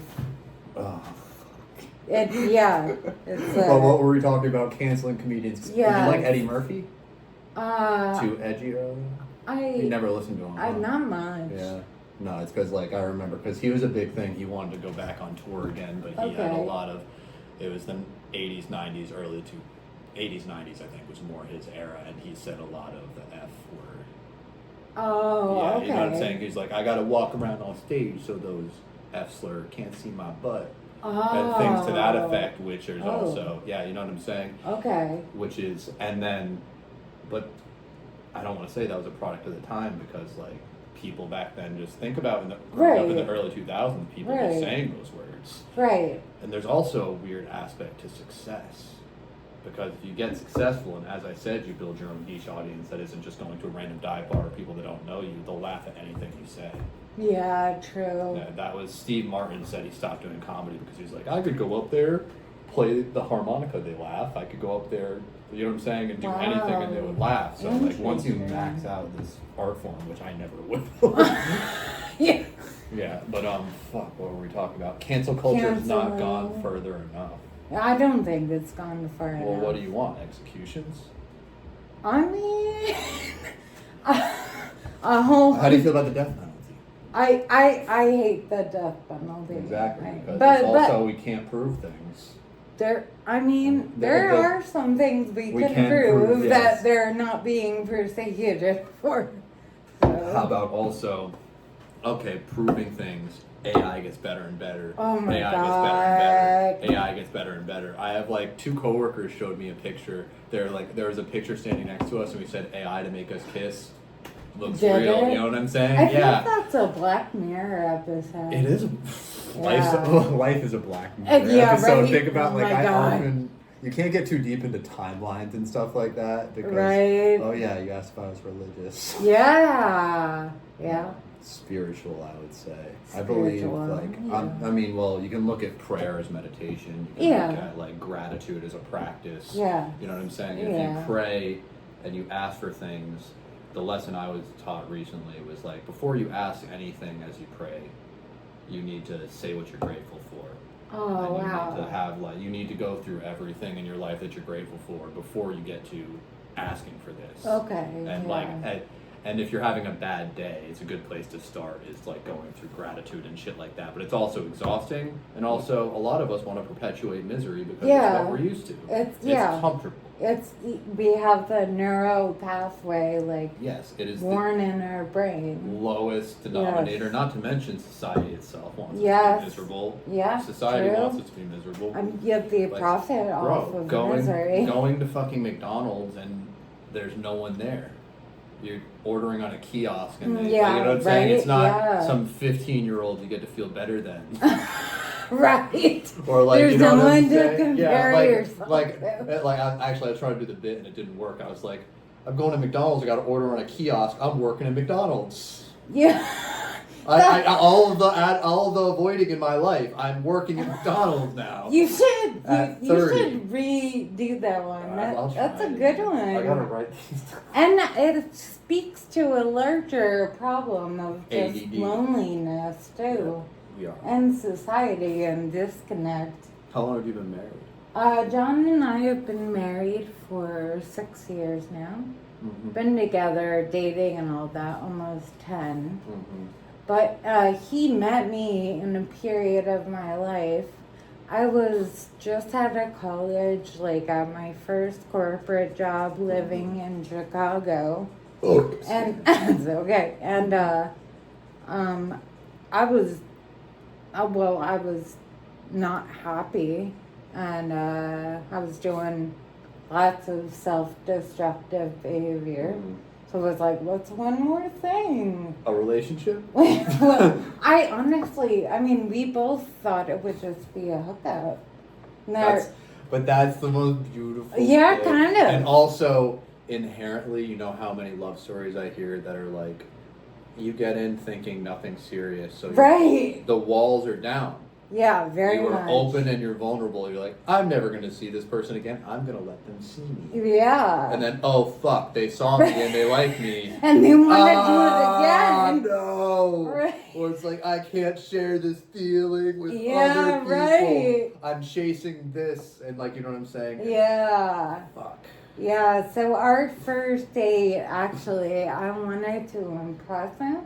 So I drank like a bunch of Manhattans, like hard. They were like 90 proof. They were intense. No, you're talking. I've drank a Manhattan or two in my life. Okay. My go-to drink was Scotch neat, maybe with a splash of water. I love dark liquor. Aww. It was so good. But Manhattans Yummy. were, me and my buddy used to go to this bar and we'd get a bunch of fancy $20 drinks, and then I'd go to the next bar, get a single shot of McGillicuddy's and puke them all up and be like 180. Good, yeah, right, Inside just on the fucking- ground. Yes. So you chugged a bunch of. Yeah. You gotta walk in, let them know I'm a cool girl. Yeah, right, like I'm Cool. dysfunctional. You know how many girls I know don't know what a Manhattan is?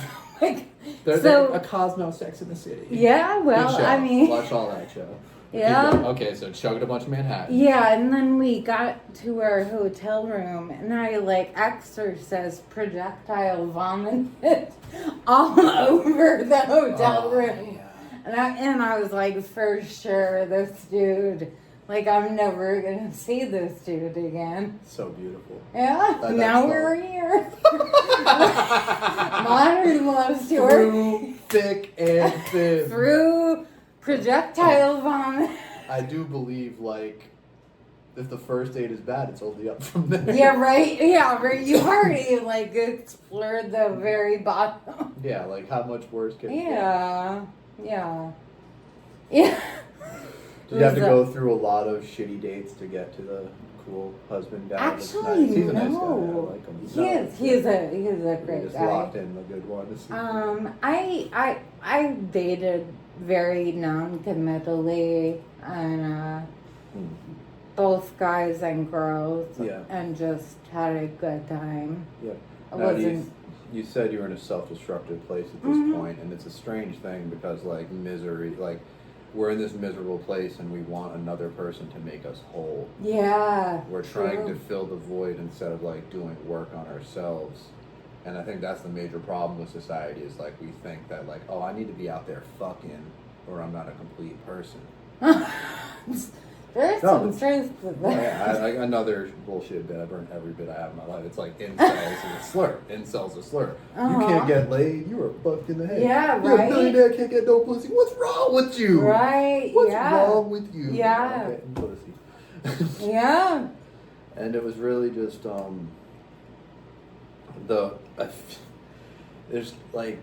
there's no right or wrong time. It also feels like as soon as you give up is when you find the right thing. Or like we said, when you go into things open to the world, this is who I am, as opposed to building a persona and saying Right. this is who I am. Yeah.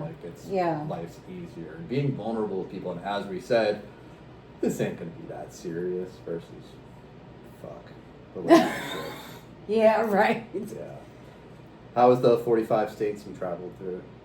Oh my God, so fun. Yeah, it's so fun. Yeah, so Our fifth date, really. John picked me up in Chicago, Yeah. and we went through Mexico, Guatemala, Holy Belize. Fifth date? That was our fifth date. It was like a 6-week Well, I gotta road step trip. my game up. Yeah, right? We slept Netflix, in the open back of mics, his... and... We slept in the back of his truck. It was amazing. It wasn't even like a van conversion. It was No, just it was. He had like an old Ford pickup with a camper shell. You guys should do a little like that's like a Yeah, Studio it was Ghibli fun. film about Yeah, this. right. Right. It was like either like Mexican mafia is gonna chop me up, or it's gonna be a great time. And Yeah. I honestly did not give a fuck.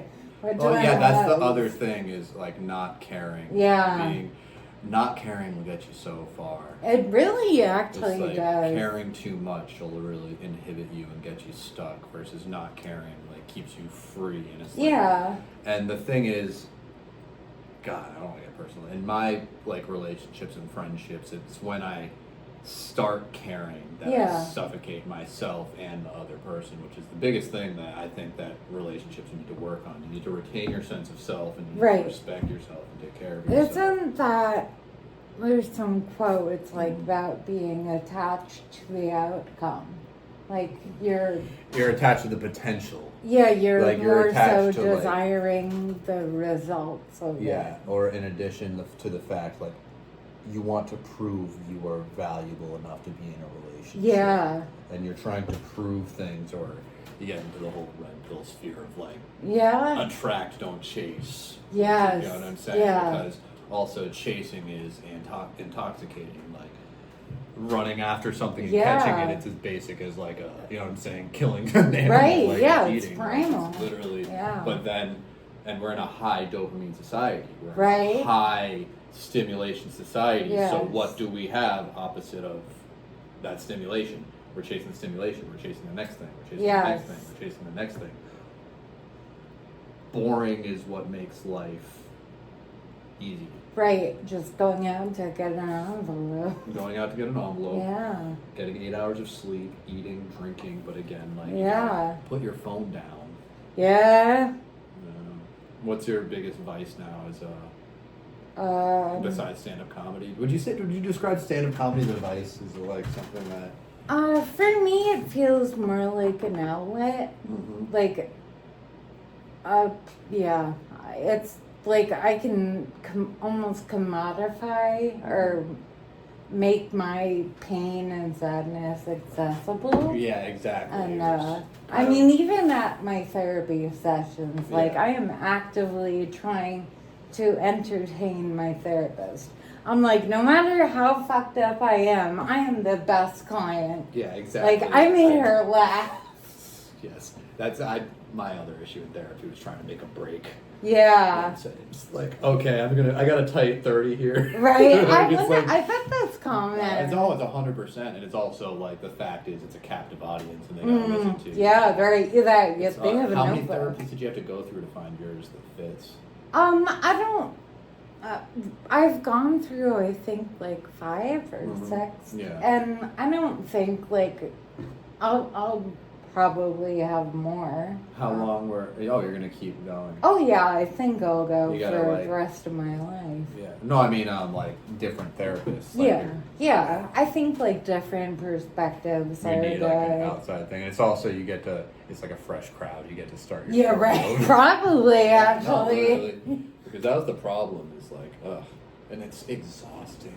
Do you do in person? No, you probably do. I do in person. In person, yeah, I did that too. And people were like, you go to the office? You go outside? Right. Versus like in bed, cocooned right, on my phone. bed. I'm such a great person for doing this and working on myself. Oh, also as a man, I'm going to therapy. Actually, I stopped going to therapy. I can't act like I'm better than anyone anymore. Men in therapy, right? Men in therapy. I can just put that on a dating app. And like women would. That is like such a plus. It's so simple, and I'm performatively reading a book. Right? I perform. Like if you have a picture of you in a book, reading a book on your dating, oh my god. But it would work more than it would. See, that's the problem. What? It will work versus who are you? It will work versus right. who are you? It will work. Walls, persona, the not way we self. project. Yeah. So it's a no on the death penalty. I heard that. It's a no. That gay marriage is from a gay man. He said that it's bad. Gay marriage Why? is bad because you're taking a form of sexuality that was free and didn't have the construct of Catholicism or the government knowing what's happening or us having to like split up our shit and stuff like that. You're taking what was supposed to be a free expression of joy and fucking to church. Yeah. Like, I mean, that argument can be applied to the industry of marriage. Yeah, not gays. It was also like, it's crazy to think. Do you think people are going to stop getting married eventually? Or no. We all want to prove that we, like, you know what I'm saying? I got this one locked down. I mean, and also there's so many benefits. Like, having one insurance plan and shared income, taxes, you can label as married. Oh my gosh. I mean, I don't know. And the other thing is like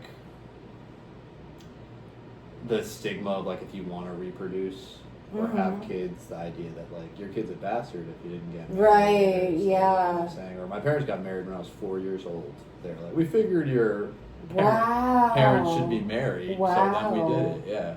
Wow. Do you think you would have kids?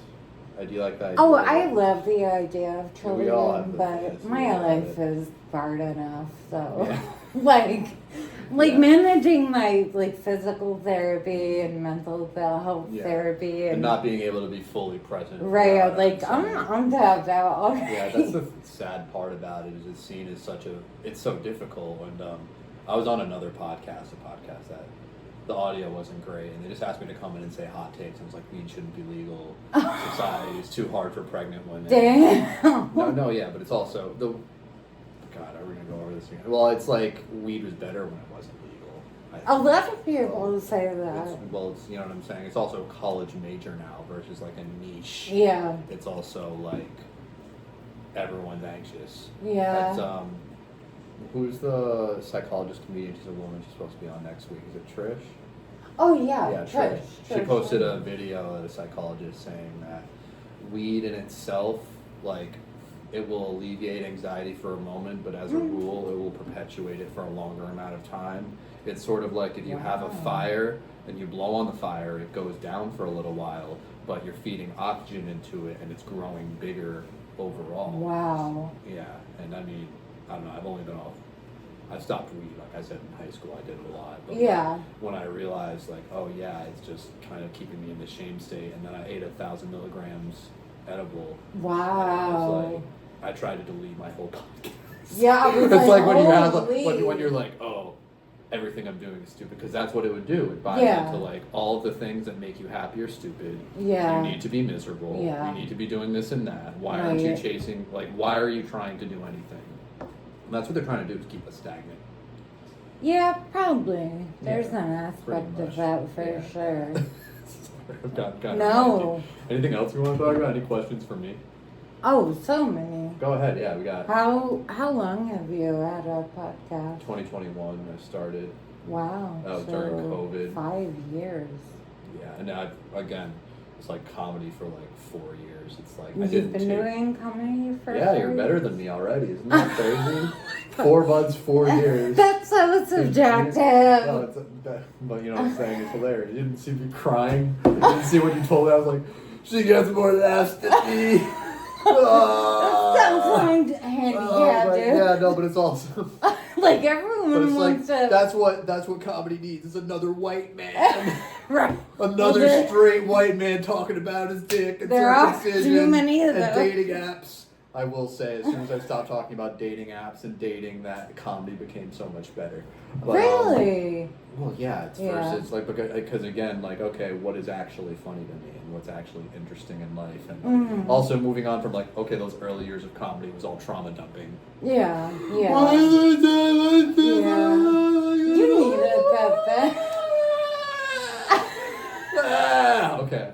Podcast 2021 started with my friend.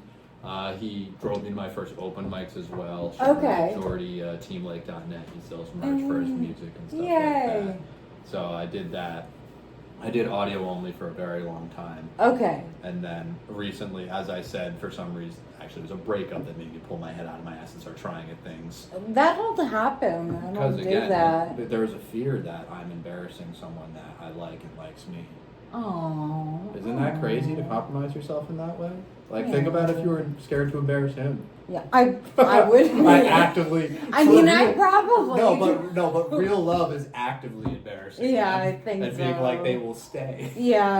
I could, you know what I'm saying? Yeah. So, but I wasn't told to limit myself. I wasn't told to do any of those things. I put these boundaries on myself because, as we do. As I said, when I smoked weed, I'd get anxious and I'd hate myself. And these are me bringing my own issues to things. So, started podcast, and then I was like, okay, everyone told me to do video. You need to do video. Yeah, I think that's where the industry because is also I'm a going. real person that can put a face thing, but also we think like, I don't want to look at myself. I don't want to hear my voice. I don't want to watch my comedy tapes. I know. I don't want to post reels. I don't want to do anything it takes to be successful. Yeah, right. Any of it. Yeah, it's true. I don't want to I don't want to learn to edit. I don't want to post short form content. Yeah. See, I have to post. That is true. You're good at it though, like posting the clips of podcasts. AI. AI watches through it and takes the clips and posts them. I'm sorry. Whatever it. No, we just said AI is like the devil, but it's like I use it for that because I don't want to. Yeah, that's I cannot look at myself. Right. I'm not narcissistic enough. I'd love to get there. I would love to get there or be rich enough to hire someone to do it.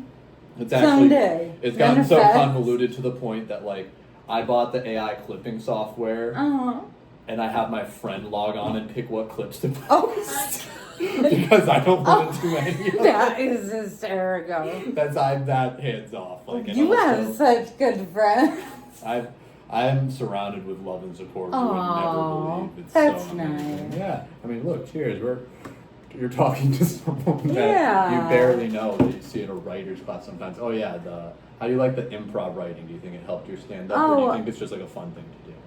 I was taking one at Kids. The one I saw you. I've never gone to the Kids. Okay, on the Saturday one that the Wait and See host. Yeah, Jenna runs. Yeah, I love it, and I so think it's helped me. Yeah, it's also just sitting there and having the constructive time and community because, like, the big thing that TV show we won't mention because you don't like necessarily that you're on it. The big thing he talked about was you need to look at your art as a form of. It's literally a blue collar job where you need to get off work and you need to go and write for 2 hours. You need to sit there and you need to punch the things. And with Sam Talent, have you heard of that comedian? No. Sam Talent is super funny. He's really good. But he wrote 2 books. The first book was called Running the Light, and he said, "Yeah, I'm a good comedian, but like writing books is hard, and you need to sit there and you need to write on the thing. And the hardest thing to do in life is anything. It's okay. I like dogs." It's getting aggressive. Did you grow up with dogs? Yeah, I grew up with 2 dogs, 5 cats. Oh shit. Yeah, they just kept showing up.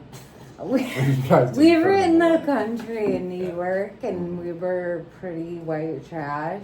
So. Cheers. Hell yeah. Well, that's why we got along. Yeah, we were meant to be in the trailer park together. Yeah. Whenever someone is like with like comes from means and they're a comedy, I'm like, why the fuck are you here? I come from, like, my mom works very hard and is pretty successful, but my dad was from Fall River and like a high income thing. So I have a whole bit about fucking up. Oh, I love that. That's you're fun. literally trying to like get the next generation to do better than you. That but it's also a so fucked up thing that's not related to life. And thank God my parents don't watch this. Well, my dad might. I love you, Dad. Aww. Yeah. Do your parents have they seen your comedy? Oh yeah, I've sent them a few. You've sent them a few. Yeah, that's very freeing. And I mean, you don't talk about your sex life, so it's much better too. Or have you talked about your sex life on stage? I would, but I haven't. Yeah, it's also, you know what I'm saying? Like, and I'm selective with the clips I send. So. Yeah, it's also, you post a lot of clips though too. You're I try, thank you. Yeah, it's hard, again, marketing ourselves. Hardest thing to do is anything And yeah, be hardest successful. thing to do is anything. And the average thing to do is nothing. No, because think about it. Like, on average, you're supposed to, like, dwell and go back and repeat the bad cycle several times, which is, like... Right. It's, like, considered... It's fine. Right. It's okay you fucked up. It's okay you did this and that. When radical accountability is what you're learning. Is, like, what you actually have to do to be like... Yeah. I failed because of this, and I'm going to fix that. Or even having the freedom to say, that was fucked up that I did that, but I need to learn from it. Yeah. You know, Yeah. okay. Any more questions? Podcast started 2021. Still no And listeners. comedy- Still no sponsors. Comedy started in 2022 for you? Yeah, give or take. I was in East Providence for the first time. Okay. My first joke was about aphrodisiacs. Like the first thing I think that actually like made sense with a joke was That's like funny. No, it's like... Funny premise. so it's like, my friend thinks like aphrodisiacs get you laid. It's like, no, you bought oysters as a $40 entree. She thinks you're rich. That's good. Yeah.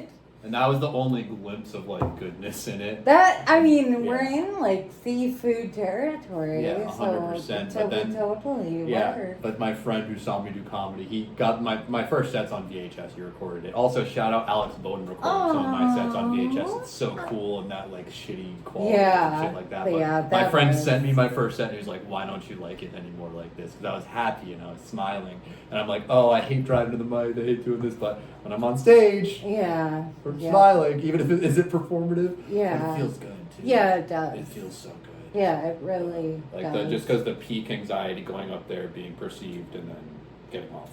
Okay, yeah. Yeah. I agree Yeah. completely. yeah, so comedy 2022. And then but that was still like streaky. Like I'd get blackout drunk and suck sometimes. Yeah. I would do it like once a month. I noticed with comedians, like those that still drink, I'm like, they didn't get the memo yet. Well, I do think you see anyone get really shit faced? a couple of times. Really? Yeah. I mean, I guess I bite the bullet and run out, so I didn't see it too often. Okay. But I have seen like, yeah. It's hard. Yeah. Yeah, and also I think like the biggest sin you can commit is walking people. What is that? Walking is like you go up, you do your set, and they walk out. Oh. Like, you know what I'm saying? Like, Yeah. Like you scare away the humans. Yeah. Like, you know what I'm saying? Which That's- is yeah. because that's the biggest sin. Is like the only thing I'll really see comics genuinely get pissed off. Because you're allowed to suck. Okay, yeah. You're allowed yeah. to suck. It's your Right. time. You can suck all you want. It's gonna be annoying to some people, but Right. the only thing is, the only reason a comic would resent you is like, you go up there and then the 4 people that aren't comics that are actually laughing and giving it a chance walk out because you suck so much. Yeah. Because they'll be like, they loved them and I wanted those people and I could have gone to those people and it's Yeah. she's so hot I could have banged it. You did have Yeah. 4 people. Yes. Yeah, another thing that really annoys me is when there's a comic who's unprovoked but really aggressive to the couple of people in the crowd.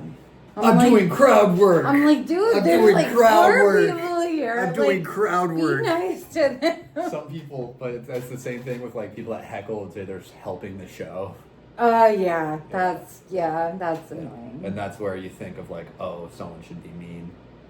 Like, you know what I'm saying? Because that's also like the place of like self-respect of saying like, I Yeah. gotta check this person. Yeah, that's what I mean by unprovoked. You. Like sometimes there's people who deserve a little verbal.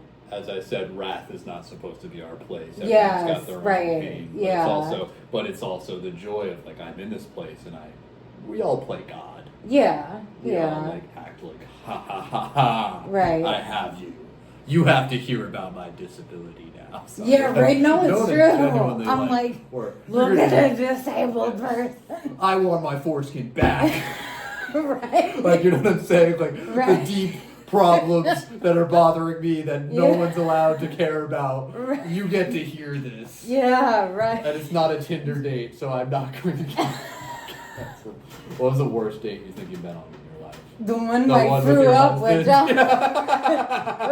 That was terrible. The worst date of your life. There was the one also that one worked. day I went on where I lost contact. Ooh. So I could only see out of one eye. I couldn't see the dude. I was like, I hope Kind of we're a not plus, depending how you but do it, ugly. But Yeah. Oh, yeah. that's so. Well, Love Is Blind became Yeah, that whole concept. literally. Have you seen that show? I have not watched it. Yeah, it's also it's like Love Is Blind, where it's like you build the thing. With Yeah, right. And I only watched one season.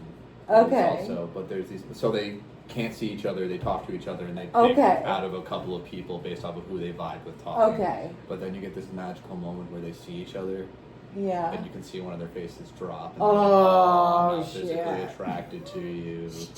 This whole show is about manufacturing this moment. That would so not But work it- for me. yeah, but it's I feel also- like if you have a connection, like appearance is really secondary. But I think appearance is up there for a lot of people. Oh, okay. Well, it's all. Well, I mean, then again, it's. What do you like? like if you vibe on the You're like, I don't phone or mind whatever. ugly people. Like I don't. I don't. You know what I'm saying? I Well, mean, that's the joke, right? Like, What? men just have to smell good and be mildly interesting. yeah, or right? the mildly interesting, the hard part. yeah. Right. Well, also, actually, no. Boring people are so great. I'm jealous of them. Yeah. Like, imagine just being able to exist calmly, wake up and Yeah. go to sleep, and not have to like get anything Yeah. from anybody. I admire that. I was trying to do a bit that was like a man is super straight when you can like. John says that. He's like, I am enthusiastically straight, but that is a handsome man. My ex said that I was the straightest man she's ever met, and she also said she is the gayest straight woman or something like that. Like That's because, funny. no, she's bisexual, but she had, you know what I'm saying? Yeah. It's funny. Yeah, Yeah, but that's that was a great. good compliment feeling. I'm the straightest man you've ever met. Like, also, is it because like what makes a man? Yeah, right? What makes a man straight? Being I obsessed might with, actually be offended by that. what, like I'm not fruity enough for you. Like like you don't have good taste in dinnerware or wine. My palate is. I eat a lot of good food, but Oh, I would say good. my palate is shitty. Okay. It's like I eat things and I'm like, I could burn a burger and I would still eat it. I'd be like, That's that's not funny. bad. Yeah, You know what I'm saying? Or it's like I get a bunch of sushi, and I'm like, I don't know what it is. It's just pretty.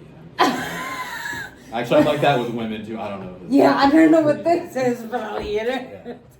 Yeah, John is like super straight, but he's like Well, no, red being wines. straight is to be comfortable with. That's a good-looking man. Yeah. Objectively attractive. It's appreciating people as a form of art. as Right, opposed but to- also like he can decipher between different red wines. I'm like, I think that's a little gay, but Ah. Well, there's people that are. Wow, we're going into it now. There's men that are so into women, they immerse themselves in the feminine culture.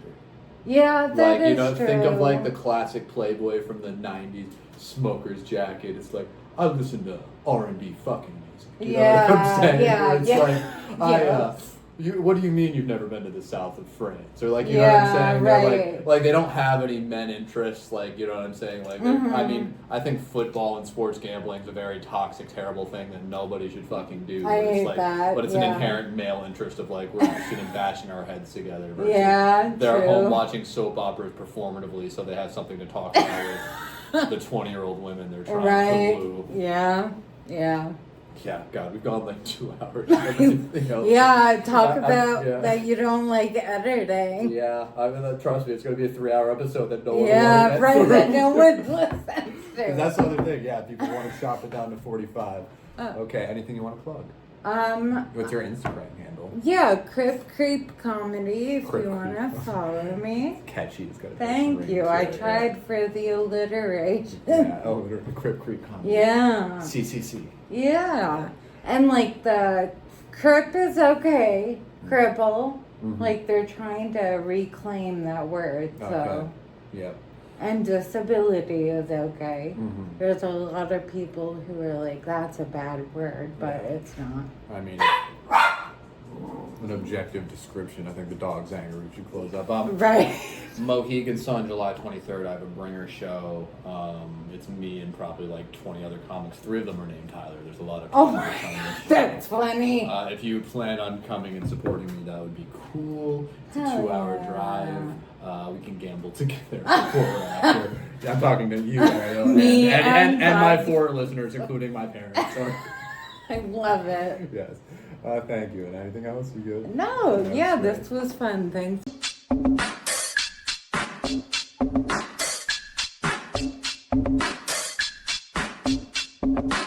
Low on love, high on drugs. I'm trying to explain me, you trying to add on us. Never really know when enough is enough. I can tell by the boost I'm a lot of the club.